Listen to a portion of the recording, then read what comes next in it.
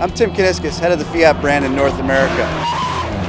We're out here today for the first Abarth driving experience, the inaugural event that all of you as owners are going to get a chance to experience. It's a full day on the track with a professional driver, taking the car to the absolute limit and becoming a better driver in the process.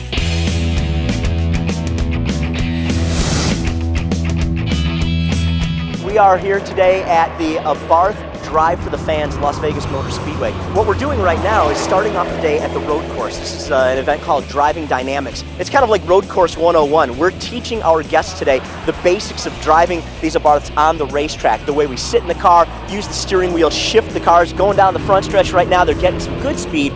But what we're doing is essentially building them up for later this afternoon where we'll be able to reach the top speed.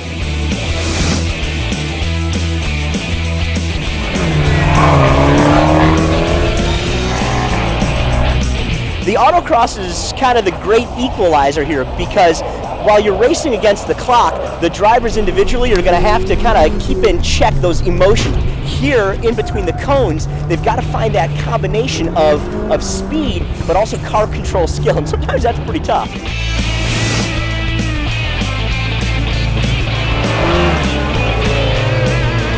Module 3 of the day is the head-to-head challenge, and what we have here is a racetrack with two cars on course at the same time. And instead of racing against the clock like we did in the autocross, they're actually racing against each other. The trick here, though, is to not just be fast, but also be accurate.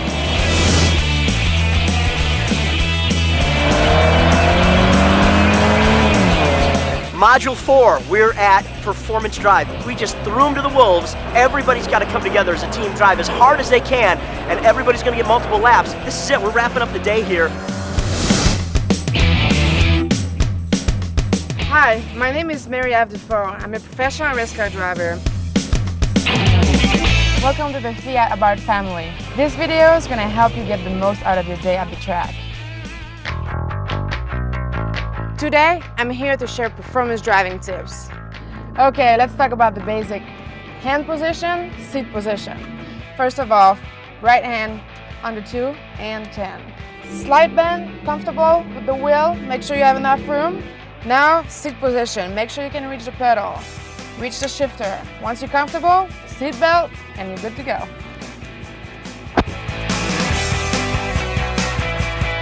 Usually like a standing start, you want to keep your RPM pretty much between 4 and 5. So you just keep revving, get on first gear, and then once you're ready, boom, you go.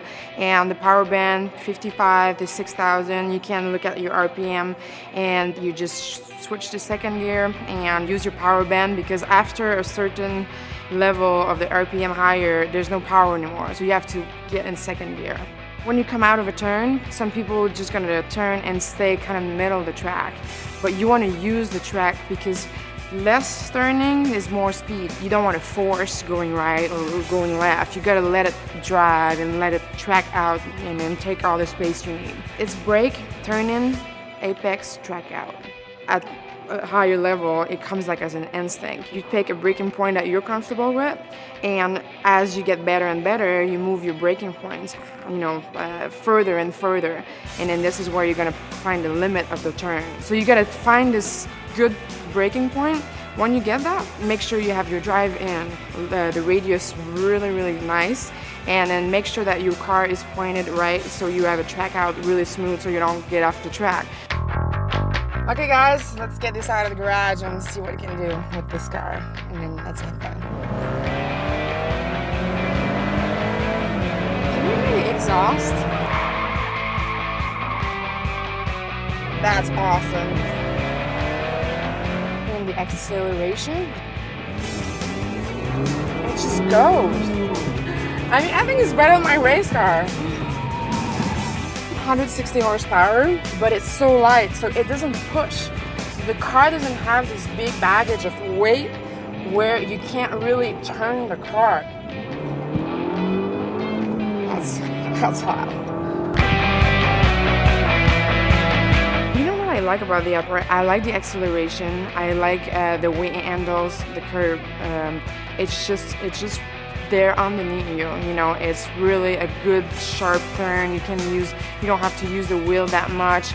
The brake is amazing. I mean, on the road cars, this car is gas, you know, like you can brake really late, and with the performance pad, it just make it great because the pedal don't get soft. You can really take it to the limit. Overall, I'm really impressed with this car. This could be a car I could drive every day.